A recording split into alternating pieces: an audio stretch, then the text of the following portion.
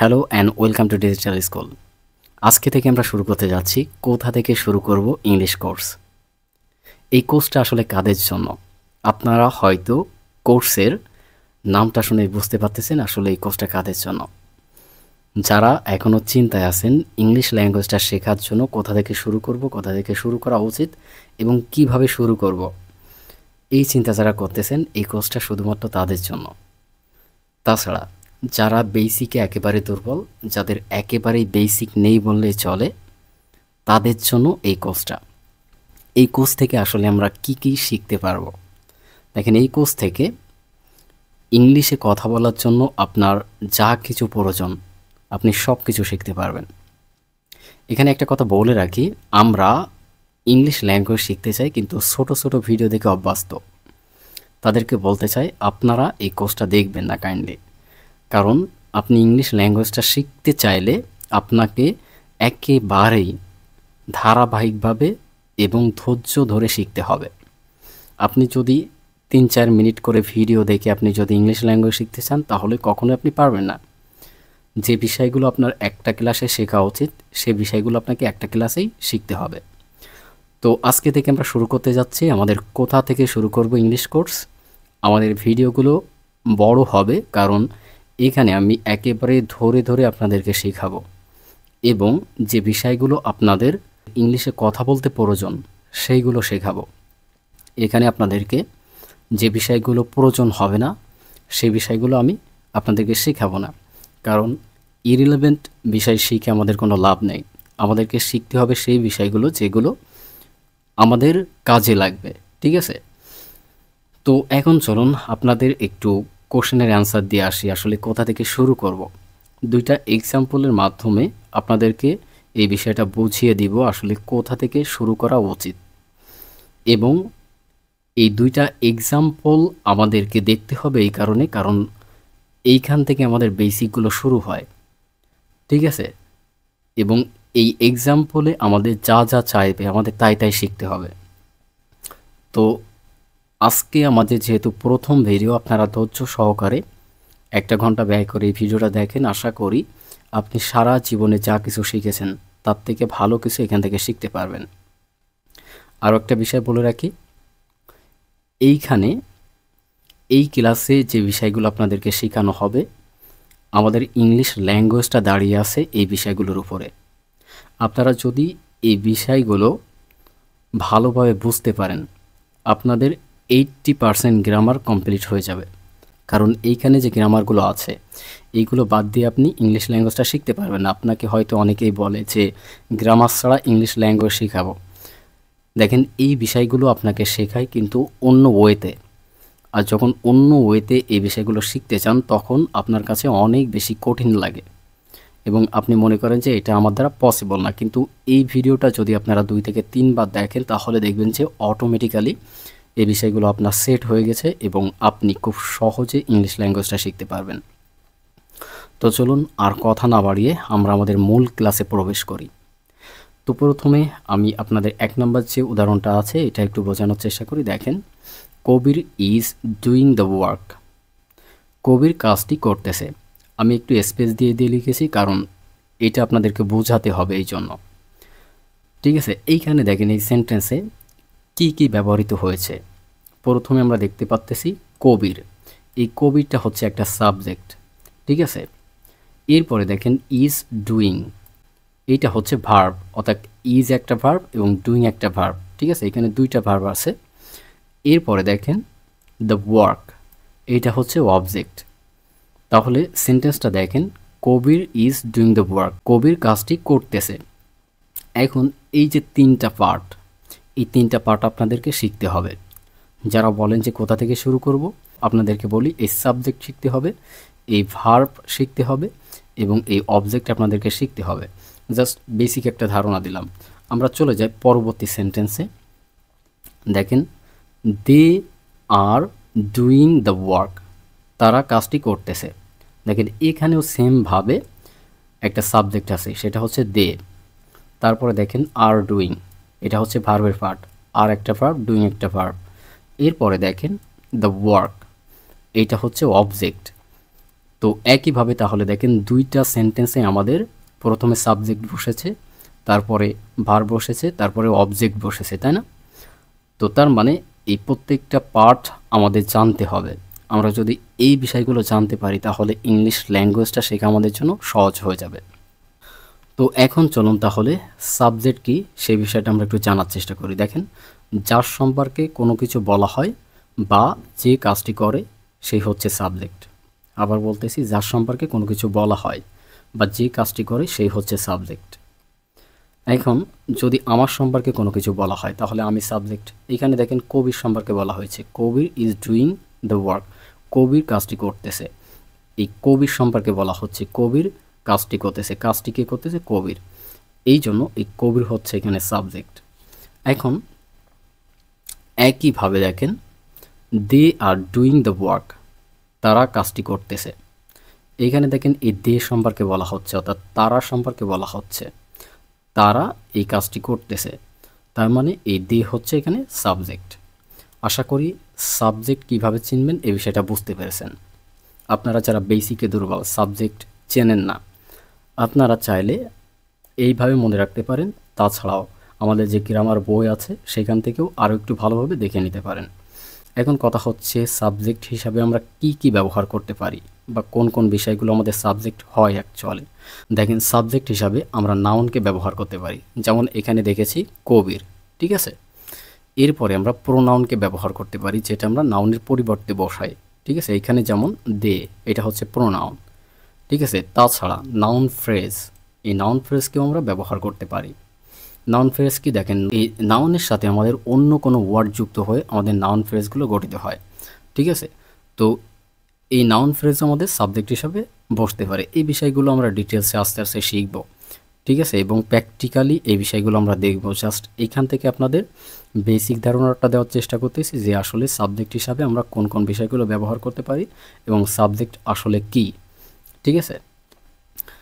তো প্রথমে আমরা জানলাম আসলে সাবজেক্ট কি। এখন আমরা দ্বিতীয় পার্টে চলে যাব। দেখেন, ভার্ব। এই ভার্ব কি এটা আমাদের জানতে হবে। দেখেন, ভার্ব কি এটা আমাদের জানা খুব ইম্পর্টেন্ট, কারণ একটা সেন্টেন্সের হার্ড হচ্ছে ভার্ব, কারণ ভার্ব ছাড়া কোনো সেন্টেন্স গঠিত হতে পারে না, ঠিক আছে। তো আমরা সংজ্ঞাটা একটু দেখি। দেখেন, একটা সেন্টেন্সের হার্ট বা হৃদয় হচ্ছে ভার্ব, এটার অন্যভাবে সংজ্ঞায়িত করা যায় না। তো ভার্ব আসলে কোনগুলো সেটা আমাদের একটু জানতে হবে। দেখেন, am, is, are, was, were, have, has, go, do, ঠিক আছে।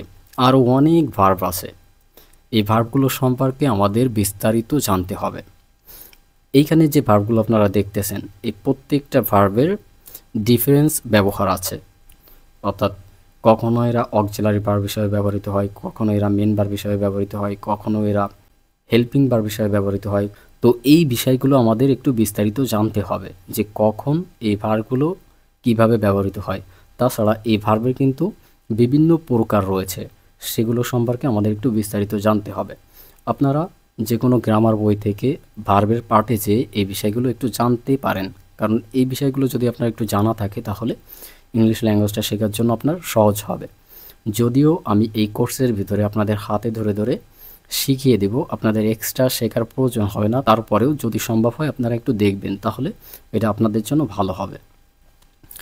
তো আমরা ভার্বের পার্টটা দেখলাম, এখন আমাদের দেখতে হবে অবজেক্টের পার্ট, ঠিক আছে। দ্য ওয়ার্ক, এটা হচ্ছে অবজেক্ট আমরা বলেছিলাম। এই অবজেক্টটা কি সেটা আমাদের একটু জানতে হবে। দেখেন, অবজেক্ট হচ্ছে ভার্ব সম্পর্কে অতিরিক্ত তথ্য দেয়, অর্থাৎ এই যে ভার্ব ইজ ডুইং, ঠিক আছে, এইটা সম্পর্কে একটা অতিরিক্ত তথ্য দেবে। যেমন দেখেন, কি করতেছে? কাজ করতেছে, তাই না? তো এই ভার্বকে যদি আমরা কোশ্চেন করি, কি করতেছে? কাজ করতেছে, এই ভার্ব সম্পর্কে একটা তথ্য দিচ্ছে। তো এই যে অতিরিক্ত একটা তথ্য দিচ্ছে সেটাই হচ্ছে আমাদের অবজেক্ট। আমরা অন্যভাবেও এটা বলতে পারি, মানে ভার্বের সাথে সম্পর্কিত অতিরিক্ত যে তথ্য সেটাকেও আমরা অবজেক্ট বলতে পারি, ঠিক আছে। এখন অবজেক্ট আসলে কোন কোন বিষয়গুলো হতে পারে? দেখেন, নাউন হতে পারে, প্রোনাউন হতে পারে, তারপরে নাউন ফ্রেজ হতে পারে, তারপরে ইনফিনিটিভ হতে পারে। এছাড়াও আরও অনেক কিছু আছে যেগুলো হচ্ছে অবজেক্টের জায়গায় বসে এবং অবজেক্টের কাজ করে। আমরা ডিটেলসে আস্তে আস্তে এই বিষয়গুলো শিখব, কারণ আমরা যেহেতু একেবারে বিগিনার থেকে শুরু করতেছি, বেসিক থেকে শুরু করতেছি, আমাদের এখানে খুব বেশি প্যারা নিতে হবে না। আমরা আস্তে আস্তে হাতে ধরে ধরে এই বিষয়গুলো শিখব। শুধুমাত্র আজকে জেনে রাখেন যে একটা সেন্টেন্স গঠন করতে গেলে বা ইংলিশে কথা বলতে গেলে আমাদের কোন বিষয়গুলো আসলে জানা প্রয়োজন এবং কোথা থেকে শুরু করা উচিত, এই বিষয়টা আপনাদের এইখান থেকে বুঝতে হবে। আমি সেই জন্যই মূলত এই বিষয়গুলো এখানে ইনক্লুড করেছি। এখন আপনাদেরকে এই দুইটা সেন্টেন্সের একটু পার্থক্য দেখতে হবে, কারণ এর সাথে আরও একটা বিষয় ইনক্লুডেড। প্রথমে আমরা প্রথম বাক্যটা দেখি। দেখেন, কবির ইজ ডুইং। এখানে দেখেন কবির ইজ ডুইং বসেছে কবিরের পরে।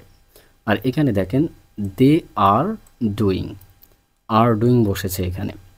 এখন দেখেন দুইটা সেন্টেন্সের কিন্তু কথা একই, কবির কাজটি করতেছে আর এখানে তারা কাজটি করতেছে, মানে কাজটি কিন্তু করা হচ্ছে, এখানে কবির করতেছে, এখানে তারা করতেছে। আর এই দুইটা কথার কারণে, অর্থাৎ এই সাবজেক্টের পার্থক্যর কারণে, এখানে কবির এবং এখানে তারা, এই দুইটা বিষয় হওয়ার কারণে এই ভার্বের একটা পরিবর্তন এসেছে। প্রথম বাক্যে আমাদের ইজ ডুইং হয়েছে, পরবর্তী বাক্যে আমাদের আর ডুইং হয়েছে। এই পার্থক্যটা আসলে হলো কেন, বা এই পার্থক্যটা কে করলো, এরকম একটা কোশ্চেন কিন্তু আমাদের মনে থাকে। ঠিক আছে, কেন ইজ বসে, কেন আর বসে, ঠিক আছে, কথা তো একই, কিন্তু এইটা কেন বসতেছে? এই কোশ্চেনের অ্যান্সারটা আমাদের এখন খুঁজতে হবে। দেখেন, এর সাথে আরও একটা বিষয় জড়িত আছে, সেটা হচ্ছে নাম্বার অ্যান্ড পার্সন। এই নাম্বার অ্যান্ড পার্সনের কারণে আমাদের এই ভার্বের এখানে পরিবর্তন হয়। এই বিষয়টা নিয়ে আমরা প্রত্যেকেই সমস্যা ফেস করি, যে এখানে ইজ কেন হলো, এখানে আর কেন হলো, এখানে ওয়াজ কেন হলো, ওয়ার কেন হলো, হ্যাভ কেন হলো, হ্যাজ কেন হলো, তাই না? আপনারা মনোযোগ সহকারে ভিডিওটা দেখেন, তাহলে আর কখনো এই সমস্যা ফেস করবেন না। তো প্রথমে আমরা চলে যাব তাহলে নাম্বার অ্যান্ড পার্সনের কাছে, এবং এটা একটু জানার চেষ্টা করব যে আসলে বিষয়টা কি। তো দেখেন, নাম্বার অ্যান্ড পার্সন কি আসলে? কোনো ব্যক্তি, বস্তু বা প্রাণীর সংখ্যা নির্ণয়কে নাম্বার অ্যান্ড পার্সন বলে। আবার বলি, কোনো ব্যক্তি, বস্তু বা প্রাণীর সংখ্যা নির্ণয়কে নাম্বার অ্যান্ড পার্সন বলে। আমি শর্টে লিখেছি এখানে এন অ্যান্ড পি, ঠিক আছে?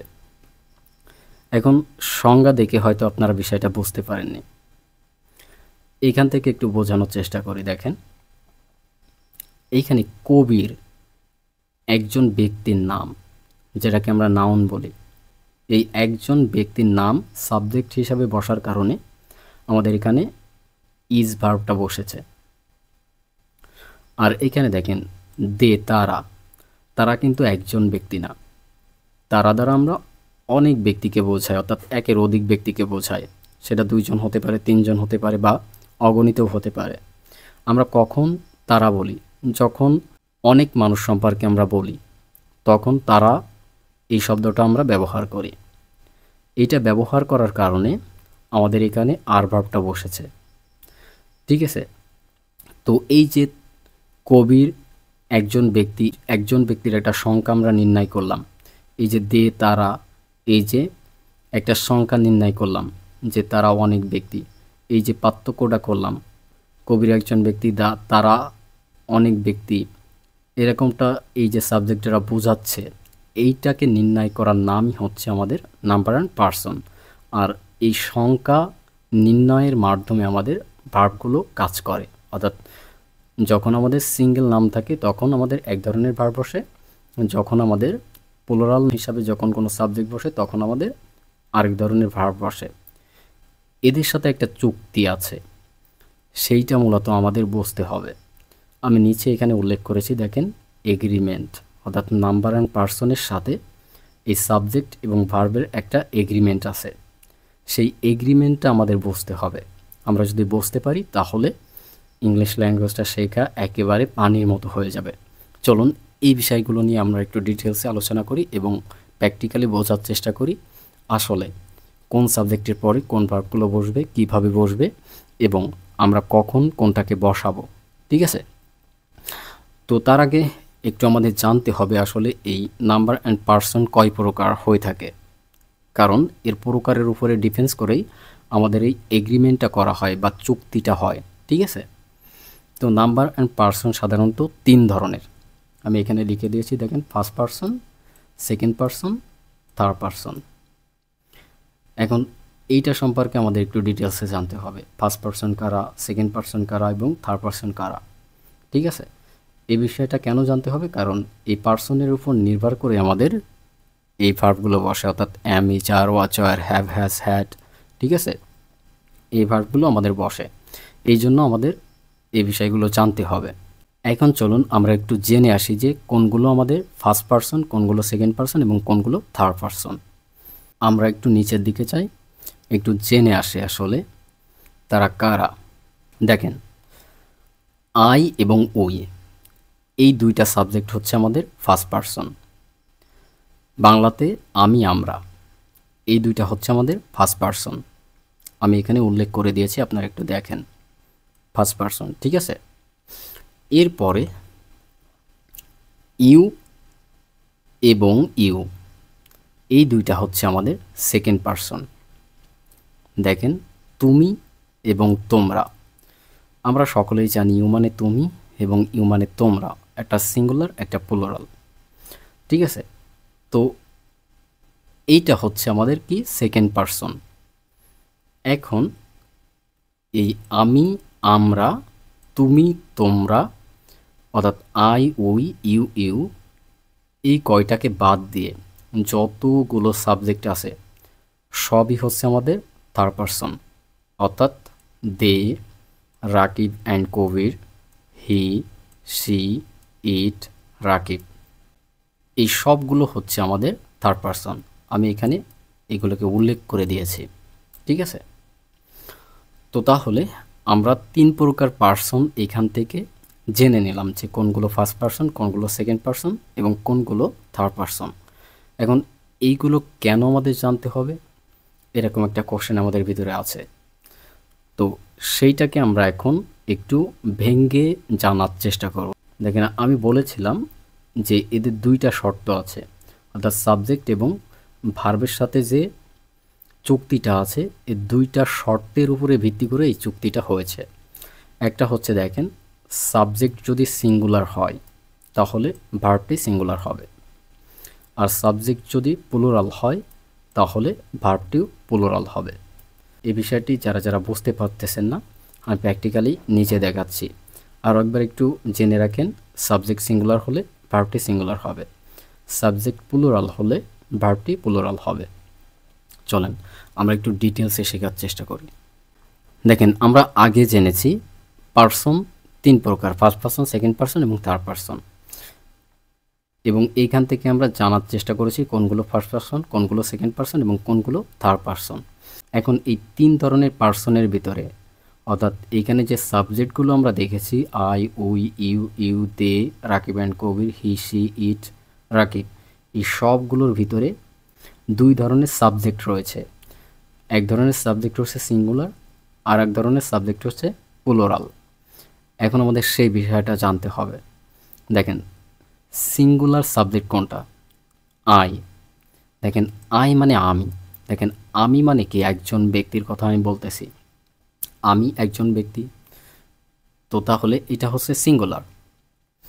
এখন এইখানে দেখেন, আমি একটু ছবি আঁকি আপনাদেরকে দেখানোর চেষ্টা করেছি। আই মানে আমি একজন ব্যক্তিকে এখানে দেখিয়েছি। তো তাহলে আইটা হচ্ছে আমাদের ফার্স্ট পার্সন সিঙ্গুলার, আমরা মনে রাখব। এরপরে দেখেন উই, উই মানে আমরা। দেখেন, আমরা কি একজন? না, একের অধিক। আমরা শব্দটা কখন ব্যবহার করি? যখন আমাদের সাথে আমাদের ফ্রেন্ড সার্কেলরা থাকে বা অন্য কেউ থাকে, যখন একের অধিক ব্যক্তি থাকে তখন আমরা বলি আমরা এখানে দাঁড়িয়ে আছি বা আমরা কাজটি করতেছি, এরকমটা আমরা বলি। তো তাহলে একের অধিক। আমি এখানে 2 জন মানুষের ছবি আঁকিয়ে বোঝানোর চেষ্টা করেছি। ঠিক আছে? তো তাহলে উই হচ্ছে ফার্স্ট পার্সন প্লুরাল। আশা করি বুঝতে পেরেছেন এই দুইটা সাবজেক্টের কোনটা সিঙ্গুলার কোনটা প্লুরাল। এরপরে দেখেন ইউ, ইউ মানে তুমি। তুমি আমরা কখন বলি? একজন ব্যক্তিকেই বলি যে তুমি কোথায় যাচ্ছ, তুমি কি করতেছো, তুমি এখন কি করো, এ ধরনের কথাবার্তা আমরা বলি। তো তার মানে এই ইউটা হচ্ছে সিঙ্গুলার, একজনকে আমরা বোঝাই তুমি দ্বারা। তো তাহলে এটা হচ্ছে সেকেন্ড পারসন সিঙ্গুলার। এরপরে দেখেন ইউ, এর মানে হচ্ছে তোমরা। এখন তোমরা শব্দটা আমরা কখন ব্যবহার করি? যখন একের অধিক ব্যক্তি আমাদের সামনে থাকে বা একের অধিক ব্যক্তি সম্পর্কে আমরা যখন কিছু বলতে চাই তখন আমরা তোমরা শব্দটা ব্যবহার করি। এই জন্য দেখেন আমি এখানে দুইটা মানুষের ছবি আঁকিয়ে আপনাদেরকে বোঝানোর চেষ্টা করেছি। তো তাহলে এখানে এই ইউটা হচ্ছে সেকেন্ড পারসন প্লুরাল।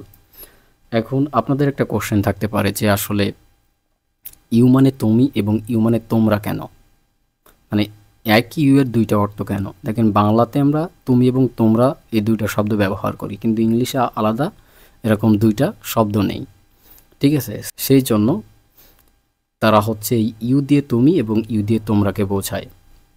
আশা করি বিষয়টা বুঝতে পেরেছেন এবং ক্লিয়ার হয়েছেন। এরপরে আসেন দে। দে মানে হচ্ছে তারা। তারা কি একজন ব্যক্তি? না, একের অধিক। অর্থাৎ আমরা তারা শব্দটা ব্যবহার করি সেই সময় যখন আমাদের সামনে অনেক ব্যক্তি থাকে বা অনেক ব্যক্তি সম্পর্কে আমরা যখন বলতে চাই, সেটা একের অধিক হবে, অর্থাৎ 2 জন হতে পারে, 5 জন হতে পারে বা অগণিতও হতে পারে, ঠিক আছে? যেমন আমি এখানে 3 জন মানুষের ছবি এঁকে আপনাদেরকে বোঝানোর চেষ্টা করেছি যে এই দেটা হচ্ছে প্লুরাল, ঠিক আছে? তাহলে এই দেটা আমাদের থার্ড পারসন প্লুরাল, ঠিক আছে? আশা করি বুঝতে পারতেছেন। এরপরে দেখেন রাকিব অ্যান্ড কবির। এই রাকিব অ্যান্ড কবির অ্যান্ড দ্বারা যুক্ত দুইটা নাউনকে এখানে ব্যবহার করা হয়েছে, রাকিব অ্যান্ড কবির। এরা আলাদা আলাদা কিন্তু 2 জন ব্যক্তি, এদেরকে অ্যান্ড দ্বারা যুক্ত করা হয়েছে। এই জন্য দেখেন এরা কিন্তু প্লুরাল এবং এদেরকে বলা হয় থার্ড পারসন প্লুরাল, ঠিক আছে? এরপরে দেখেন হি। হি মানে সে। আমরা সকলেই জানি এই হিটা হচ্ছে থার্ড পারসন সিঙ্গুলার, কারণ সে দ্বারা একজন ব্যক্তিকে বোঝায়, ঠিক আছে? তো তাহলে এটা হচ্ছে আমাদের থার্ড পারসন সিঙ্গুলার। এরপরে দেখেন সি। সি মানেও সে। এটা আমাদের স্ত্রীর ক্ষেত্রে বা মহিলাদেরকে বোঝানোর জন্য আমরা সিকে ব্যবহার করি, আর হিকে ব্যবহার করি আমরা পুরুষকে বোঝানোর জন্য, যেটা আমরা আগে দেখেছি। তো তাহলে সি মানেও সে, এটাকে আমরা বলবো থার্ড পারসন সিঙ্গুলার, যেহেতু সি দ্বারা একজন মেয়ে বা একজন মহিলাকে বোঝায়, সেই জন্য এটা হচ্ছে থার্ড পারসন সিঙ্গুলার। এরপরে ইট। দেখেন যে কোনো বস্তুর ক্ষেত্রে আমরা ইট সাবজেক্টকে ব্যবহার করি, অর্থাৎ কোনো বস্তু সম্পর্কে বলতে চাইলে আমাদের ইটকে এখানে সাবজেক্ট হিসাবে ব্যবহার করতে হয়। তো ইটের অনেক ধরনের ব্যবহার রয়েছে, আমরা আস্তে আস্তে শিখব। আজকে শুধুমাত্র বেসিকটুকু জেনে রাখেন। তো দেখেন তাহলে এই ইটকে আমরা থার্ড পারসন সিঙ্গুলার হিসাবে ধরব, অর্থাৎ থার্ড পারসন সিঙ্গুলার সাবজেক্ট এটা। এরপরে দেখেন রাকিব, একজন ব্যক্তি, অর্থাৎ এটা যেহেতু একজন ব্যক্তি এবং তৃতীয় কোনো ব্যক্তি, সেই জন্য এটা হচ্ছে থার্ড পারসন সিঙ্গুলার। আমরা আগেই জেনেছি এরা সবাই হচ্ছে থার্ড পারসন। এখন শুধুমাত্র জানলাম যে এরা সিঙ্গুলার নাকি প্লুরাল, মানে কোনটা সিঙ্গুলার কোনটা প্লুরাল। ঠিক একইভাবে উপরের দুইটা বিষয় আমরা প্রথমে জেনেছি যে এরা ফার্স্ট পারসন এবং এই দুইটা হচ্ছে সেকেন্ড পারসন। এখন আমরা জানার চেষ্টা করেছি যে কোনটা সিঙ্গুলার কোনটা প্লুরাল। এখন কথা হচ্ছে এই বিষয়টা আমরা কেন জানলাম বা কেন জানা প্রয়োজন। আমরা উপরে দুইটা শর্ত কিন্তু দেখেছিলাম এইখানে, তাই না? দেখেন সাবজেক্ট সিঙ্গুলার হলে ভার্বটি সিঙ্গুলার হবে, সাবজেক্ট প্লুরাল হলে ভার্বটি প্লুরাল হবে, ঠিক আছে? এই জন্য আমরা এখানে জানার চেষ্টা করলাম যে কোনটা সিঙ্গুলার সাবজেক্ট কোনটা প্লুরাল সাবজেক্ট। তো আশা করি সবাই একটা ধারণা পেয়ে গেছেন এর ভিতরে কোনটা সিঙ্গুলার সাবজেক্ট আর কোনটা প্লুরাল সাবজেক্ট। এখন এদের সাথে যে চুক্তিটা আছে সেইটাকে আমাদের বুঝতে হবে। এর সাথে কাজ চুক্তি আছে ভার্বের, অর্থাৎ সাবজেক্টের সাথে আমাদের ভার্বের চুক্তি আছে। কি চুক্তি? সাবজেক্ট সিঙ্গুলার হলে ভার্বটি সিঙ্গুলার হবে, সাবজেক্ট প্লুরাল হলে ভার্বটি প্লুরাল হবে। কিন্তু এখানে একটা কথা আছে, মানে সব সাবজেক্টের ক্ষেত্রে কিন্তু এই নিয়ম মানে না, একটু ডিফারেন্স আছে। এখানে হয়তো 2টা থেকে 3টা সাবজেক্টের পরে আমরা দেখব যে এই রুলসটা আমাদের কাজ করতেছে না, কিন্তু এটা আমাদের মেনে নিতে হবে, কারণ ইংলিশ ল্যাঙ্গুয়েজ যারা তৈরি করেছে তারা এইভাবেই তৈরি করেছে, আমরা এই রুলসকে ব্রেক করতে পারবো না। তো ডিটেলসে জানার চেষ্টা করব। দেখেন এখন ভার্ব কোনগুলো সেগুলো একটু আমরা জেনে আসি। ঠিক আছে, দেখেন ভার্ব হচ্ছে am, is, are, was, were, have, had, do, does, had, will, did. এইগুলোকে আমরা অক্সিলারি বা হেল্পিং ভার্ব বলি। কেন বলি? এরা সেন্টেন্সে বিভিন্নভাবে কাজ করে, অর্থাৎ কখনো এরা মেন ভার্ব হিসাবেও কাজ করে, আবার কখনো এরা মেন ভার্বকে সাহায্য করে একটা সেন্টেন্স গঠন করতে। সে বিষয়গুলো বিস্তারিত আস্তে আস্তে আমরা জানব, কিন্তু এই বিষয়গুলো জানার মেন কারণ হচ্ছে আমরা যখন কোনো সেন্টেন্স গঠন করতে যাব তখন এখানে যতগুলো ভার্ব আপনি দেখতে পাচ্ছেন এই ডিড পর্যন্ত, এই প্রত্যেকটা ভার্বের কোনো না কোনো ব্যবহার সেখানে থাকবে। ঠিক আছে, অর্থাৎ আমাদেরকে বুঝতে হবে এই যে ভার্বগুলো, এই ভার্বগুলো হচ্ছে মোস্ট ইম্পর্ট্যান্ট। এগুলো ছাড়া আমরা ইংলিশে কথা বলতে পারবো না। আর এইগুলো ছাড়া আপনি কখনোই একটা ল্যাঙ্গুয়েজ শেখার কল্পনাও করতে পারবেন না। তো এই জন্য এইগুলোকে আমাদের ভালোভাবে শিখতে হবে। এখন কথা হচ্ছে যে এখানে কোন কোন ভার্বগুলো সিঙ্গুলার, অর্থাৎ আমরা এখানে শর্ত জেনেছিলাম সাবজেক্ট সিঙ্গুলার হলে ভার্ব সিঙ্গুলার হবে, সাবজেক্ট প্লুরাল হলে ভার্ব প্লুরাল হবে। ঠিক আছে, অর্থাৎ সাবজেক্টের পরে প্লুরাল ভার্ব বসবে। তো প্রথমে চলুন আমরা সিঙ্গুলার ভার্বগুলো একটু জেনে আসি। দেখেন অ্যামটা হচ্ছে সিঙ্গুলার ভার্ব, ইজটা হচ্ছে সিঙ্গুলার ভার্ব, অসটা হচ্ছে সিঙ্গুলার ভার্ব, হ্যাড, ডাজ এই দুইটা হচ্ছে সিঙ্গুলার ভার্ব। ঠিক আছে, এটা কেন জানলাম? কারণ আমরা জানি যে এই সাবজেক্টের সাথে এদের একটা সম্পর্ক রয়েছে। এখন চলুন আমরা জানব কারা কারা প্লুরাল ভার্ব। ঠিক আছে, দেখেন আর হচ্ছে plural verb, were, have, do এইগুলো হচ্ছে আমাদের প্লুরাল ভার্ব। আর হ্যাড, উইল, ডিড এইগুলোর আসলে সিঙ্গুলার প্লুরাল আমাদের যাচাই করার কোনো দরকার নেই, কারণ এরা সব সাবজেক্টের পরে বসে। ঠিক আছে, এরা এক কথায় গোল আলো, এরা কোনো শর্ত মানে না, এরা এদের মতো কাজ করে। ঠিক আছে, এই জন্য এদের আমাদের যাচাই করার দরকার নেই যে এরা সিঙ্গুলার নাকি প্লুরাল। এখন চলুন তাহলে আমরা যে এগ্রিমেন্টটা দেখেছিলাম সেটার সাথে একটু মেলাই। অর্থাৎ সাবজেক্ট সিঙ্গুলার হলে ভার্ব সিঙ্গুলার বসবে, সাবজেক্ট প্লুরাল হলে ভার্বটি প্লুরাল বসবে। এই যে শর্ত দুইটা এর সাথে একটু মিলাই। এখন তাহলে আমরা এই এগ্রিমেন্ট পার্টে চলে আসি, কারণ এই বিষয়টা সবথেকে ইম্পর্টেন্ট। আমরা এতক্ষণ যে ক্লাসটা দেখতেছি এটাকে যদি আপনি একটা ম্যাথ মনে করেন তাহলে এই ম্যাথের অ্যান্সার হবে এখানে। অর্থাৎ আপনাকে এই বিষয়টা ডিটেলসে বুঝতে হবে। প্রথমে আমরা নেব আই সাবজেক্ট। ঠিক আছে, যদি সাবজেক্ট আই হয় তারপরে আমাদের কোন কোন ভার্বটা বসবে? আমরা বলেছিলাম সাবজেক্ট সিঙ্গুলার হলে ভার্বটি সিঙ্গুলার হবে। আমরা এতক্ষণে জেনে গেছি আই হচ্ছে সিঙ্গুলার সাবজেক্ট। এরপরে আমাদের সিঙ্গুলার ভার্বগুলো বসবে, তাহলে অ্যাম বসবে, ইজ বসবে। ঠিক আছে, তারপরে অজ বসবে, হ্যাজ বসবে, ডাজ বসবে, তাই না? কিন্তু এইখানে আপনি লক্ষ্য করেন আয়ের পরে অ্যাম বসেছে, অজ বসেছে, হ্যাভ বসেছে, ডু বসেছে, হ্যাড, উইল, ডিড এইগুলো বসেছে। অর্থাৎ আমাদের সেন্টেন্স অনুযায়ী কিন্তু এগুলো বসাতে হবে।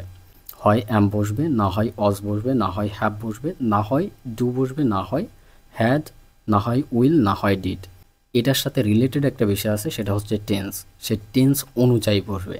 আমরা সেই বিষয়গুলো এর পরবর্তীতে শিখব, কারণ টেন্সে আমরা শিখেছি আয়ের পরে অ্যাম বসে, অজ বসে, কিন্তু কেন বসে এই বিষয়গুলো আমরা জানি না। তো এইটা হচ্ছে বেসিক বিষয়। আপনি টেন্স শিখতে চাইলে এই বিষয়গুলো আপনার জানা দরকার। এখন মূল বিষয়ে আসেন। আমি বলেছিলাম সাবজেক্ট সিঙ্গুলার হলে ভার্বটি সিঙ্গুলার হবে, কিন্তু আই সাবজেক্টের ক্ষেত্রে কিন্তু এই রুলসটা ব্রেক করেছে। সব জায়গা না, কিছু কিছু জায়গায় দেখেন অ্যাম বসেছে, ঠিক আছে, ওয়াজ বসেছে, কিন্তু ইজ বসে নাই। একটু লক্ষ্য করেন, ইজ বসে নাই। ঠিক আছে, এরপরে দেখেন হ্যাভ বসেছে। হ্যাভ কি সিঙ্গুলার ভার্ব ছিল? না, দেখেন প্লুরাল ভার্ব ছিল। দেখেন এটা কিন্তু এই আই সাবজেক্ট মানে নাই। তারপরে দেখেন ডু বসেছে। ডু কি সিঙ্গুলার ছিল? দেখেন না, প্লুরাল ছিল। ঠিক আছে, কিন্তু মানে নাই। অর্থাৎ আই সাবজেক্টটা এই রুলসটা ফলো করে না, কিছু কিছু সময় ব্রেক করে। তো তাহলে আমরা মনে রাখবো কিভাবে? এইখান থেকে আমাদের এটাকে মুখস্থ করে ফেলতে হবে। আয়ের পরে আম বসে, অজ বসে, হ্যাভ বসে, ডু বসে। এরপরে হ্যাড, উইল, ডিড, এগুলো তো আমরা বলেছিলাম সকল সাবজেক্টের পরে বসে। এই হ্যাড, উইল, ডিড এরা কখনো বিচার করে না আমাদের সাবজেক্টটা সিঙ্গুলার নাকি প্লুরাল। এইটা সব সাবজেক্টের ক্ষেত্রেই একই বসবে, এই জন্য আমি রেড কালার করে দিয়েছি। ঠিক আছে, আশা করি বুঝতে পেরেছেন প্রথম সাবজেক্টের ক্ষেত্রে যে এগুলো কিভাবে কাজ করতেছে বা আমাদের শর্তের সাথে আসলে কোনো মিল আছে কি না। এরপরে আসেন উই সাবজেক্টের ক্ষেত্রে। ঠিক আছে, উইটা আমাদের প্লুরাল সাবজেক্ট, এখান থেকে আমরা জেনেছি, তাই না? এখন দেখেন এর শর্ত কী ছিল? সাবজেক্ট প্লুরাল হলে ভার্বটি প্লুরাল বসবে। ঠিক আছে, তো এইখানে দেখেন আমাদের উইয়ের পরে আর বসেছে, ওয়ার বসেছে, হ্যাভ বসেছে, ডু বসেছে। এই প্রত্যেকটা ভার্ব কিন্তু প্লুরাল। আমরা এখান থেকে জেনেছিলাম আর হচ্ছে plural verb, were, have, do, অর্থাৎ সাদা কালার যেগুলো করা এগুলো সব হচ্ছে প্লুরাল ভার্ব। এগুলো কিন্তু আমাদের প্লুরাল সাবজেক্টের পরে বসেছে। এখন এগুলো বসবে কিন্তু টেন্স অনুযায়ী, আমি বারবার বলতেছি। টেন্সের ক্লাসে যখন আমরা যাব তখন আরও বেশি ক্লিয়ার হবে, অর্থাৎ সেন্টেন্স মেকিং প্যাটার্ন যে ক্লাসগুলোতে আমরা নিব ওইখানে আরও বেশি ক্লিয়ার হবে না। এখন শুধু মনে রাখেন যে কোন ভার্বগুলো কোন সাবজেক্টের পরে বসে। তো তাহলে আমরা বুঝতে পারলাম এই উই সাবজেক্টটা আমাদের যে শর্ত ছিল এই শর্তের সাথে মিল রেখেই কাজ করেছে, তাই না? এরপরে দেখেন হ্যাড, উইল, ডিড, আগেই বলেছি এরা কখনোই সাবজেক্ট সিঙ্গুলার নাকি প্লুরাল এটা বিচার করে না, সকল সাবজেক্টের পরে এরা বসে। ঠিক আছে, সুতরাং এই তিনটা ভার্ব নিয়ে আমাদের বোঝার তেমন কিছু নেই। এরপরে আমরা চলে যাব ইউ সাবজেক্টের ক্ষেত্রে। দেখেন ইউ কিন্তু এখানে সিঙ্গুলার সাবজেক্ট, আমরা এখান থেকে জেনেছিলাম ইউ যখন তুমি অর্থ দিবে তখন এটা হবে সিঙ্গুলার সাবজেক্ট। তো সিঙ্গুলার সাবজেক্ট হিসাবে এর পরের ভার্বগুলো বসার কথা সিঙ্গুলার, তাই না?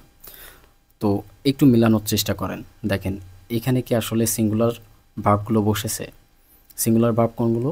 এইগুলো অ্যাম, ইজ, অজ, হ্যাজ, ডাজ, অর্থাৎ হলুদ কালারগুলো। কিন্তু এখানে দেখেন সব প্লুরাল ভার্বগুলো বসেছে, অর্থাৎ আর, ওয়্যার, হ্যাভ, ডু, তাই না? তাহলে দেখেন এই ইউ কিন্তু এই শর্তটা মানে না। ঠিক আছে, তো তাহলে আমরা বুঝতে পারলাম যে আই এবং ইউ এই দুইজন আমাদের এখানে যে শর্তটা আছে এই শর্তটা সবসময় ফলো করে না, কিছু কিছু ক্ষেত্রে করে, কিছু কিছু ক্ষেত্রে করে না।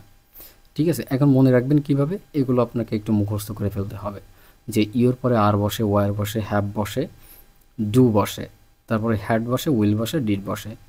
এই তিনটা নিয়ে তো কোনো প্যারা নেই, এরা তো সব সাবজেক্টের ক্ষেত্রে বসে। সুতরাং আপনাকে এই কটাকে একটু মনে রাখতে হবে। এরপরে আমরা চলে যাব ইউ, অর্থাৎ ইউ যখন প্লুরাল সাবজেক্ট হিসাবে কাজ করে তখন এরপরে কোন ভার্বগুলো বসবে। দেখেন সাবজেক্ট যখন প্লুরাল হবে আমাদের ভার্ব তখন কি হবে? প্লুরাল হবে, তাই না? আমরা এই শর্তের সাথে মেলাবো। তো দেখেন এইখানে প্রত্যেকটা ভার্ব অর্থাৎ আর, ওয়্যার, হ্যাভ, ডু এরা সব প্লুরাল ভার্ব। সুতরাং এটা নিয়ে আমাদের কোনো সমস্যা নেই, এটা শর্তের সাথে কাজ করেছে। এরপরে হ্যাড, উইল, ডিড এরা তো সকল সাবজেক্টের ক্ষেত্রে বসবে। আশা করি বুঝতে পারতেছেন।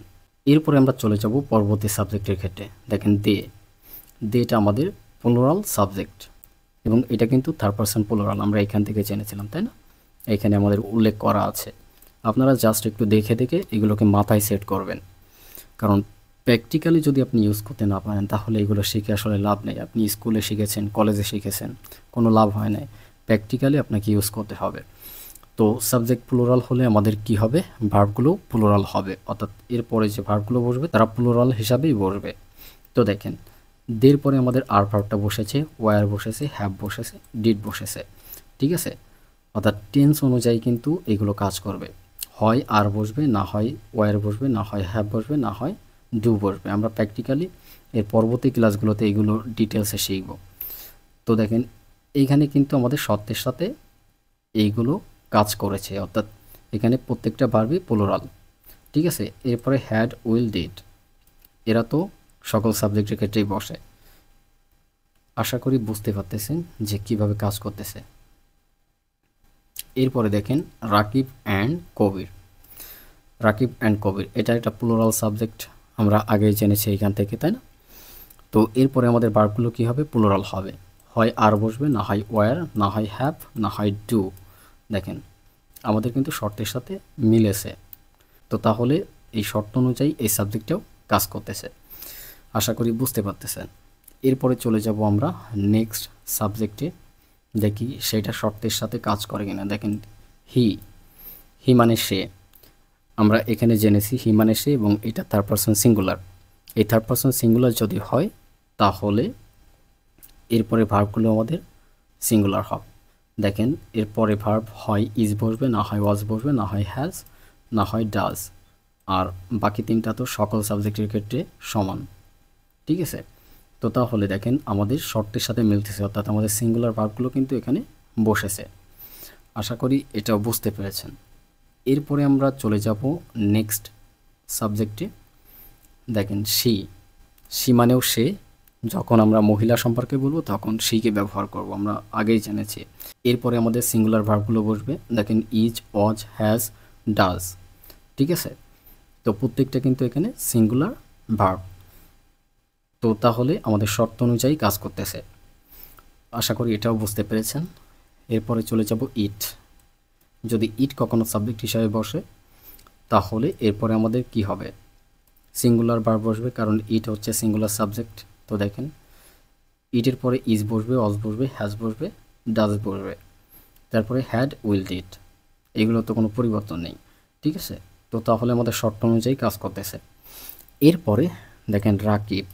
রাকিব দেখেন তো সিঙ্গুলার নাকি প্লুরাল? এখান থেকে জেনেছি রাকিব একজন সিঙ্গেল ব্যক্তি, তৃতীয় একজন ব্যক্তি, এই জন্য এটা সিঙ্গুলার, ঠিক আছে? তো তাহলে রাকিব যখন সাবজেক্ট হিসাবে বসবে, শুধুমাত্র রাকিব না, যে কোনো থার্ড পারসন সিঙ্গুলার নেম, অর্থাৎ যে কোনো থার্ড পারসন সিঙ্গুলার নাউন যদি সাবজেক্ট হিসাবে বসে তাহলে তারপরে আমাদের সিঙ্গুলার ভার্ব বসবে। যেমন হতে পারে রাকিবের পরিবর্তে কবির, অথবা রহিম, অথবা রানা, অথবা what ever, any kind of name it could be, ঠিক আছে? তারপরে আমাদের কি হবে? সিঙ্গুলার ভার্ব বসবে, যেমন ইজ, অজ, হ্যাজ, ডাজ। তারপরে আমাদের হ্যাড, উইল, ডিড এগুলোও বসতে পারে আমাদের টেন্স অনুযায়ী, ঠিক আছে? তো আশা করি বুঝতে পেরেছেন যে সাবজেক্ট অনুযায়ী কিভাবে ভার্বগুলো কাজ করে। এখন আপনাদের মনে কি কি কোশ্চেন আছে আপনারা কমেন্ট বক্সে জানাবেন, এবং এই ক্লাসটা বুঝতে পেরেছেন কিনা অবশ্যই জানাবেন। আমি আবারও বলতেছি, এইটা একটা মাস্টারমাইন্ড ক্লাস। আপনি যদি এই ক্লাসটা প্রথমবার দেখে না বুঝতে পারেন, সেকেন্ডবার আবার ট্রাই করেন, দ্বিতীয়বার না বুঝতে পারলেও তৃতীয়বার আবার ট্রাই করেন। আমি জানি ক্লাসটা অনেক বড় হয়েছে, আপনাদের একটু কষ্ট হবে, কিন্তু এই বিষয়গুলো দেখেন আমাদের একটা ক্লাসেই শেখা উচিত। আমরা যদি একটা ক্লাসে না শিখি তাহলে এই বিষয়গুলো আমরা কখনোই বুঝতে পারবো না। এখন এর পরবর্তী ক্লাসগুলোতে আসলে আমরা কী শিখব? এর পরবর্তী ক্লাসগুলোতে আমরা ধারাবাহিকভাবে এই ভার্বগুলো কিভাবে কাজ করে, কোনটা কখন কিভাবে ব্যবহৃত হয়, কী ধরনের অর্থ দেয়, ঠিক আছে, এদের কত ধরনের ব্যবহার আছে, এই বিষয়গুলো আমরা ডিটেলসে শিখব। প্রত্যেকটা ভার্ব আপনাদেরকে ধরে ধরে এদের অর্থ ব্যবহার আপনাদেরকে শেখানো হবে। কারণ এইগুলো যদি আপনারা না বুঝতে পারেন আসলে আপনি ইংলিশে কখনো ইমপ্রুভ করতে পারবেন না, ইংলিশে কথা বলতে পারবেন না। সুতরাং এইগুলোকে একেবারে ক্লিয়ারভাবে আপনাদেরকে শিখতে হবে এবং একটা ক্লিয়ার কনসেপ্ট আপনাদেরকে থাকতে হবে। তো আশা করি আজকের ক্লাসটা আপনাদের ভালো লেগেছে। যদি ভালো লাগে অবশ্যই ভিডিওটা শেয়ার করে দিবেন, আর আমাদের ফেসবুক পেজ থেকে দেখলে অবশ্যই ফলো করে দিবেন, আর ইউটিউব চ্যানেল থেকে দেখলে অবশ্যই সাবস্ক্রাইব করবেন, আর লাইক, কমেন্ট, শেয়ার করবেন, যাতে এই ভিডিওটা দেখে অন্যরাও খুব সহজে এই বেসিকটা ইমপ্রুভ করতে পারে। সো আজকের ভিডিও এতটুকুই। That's all today. See you next time. আসসালামু আলাইকুম।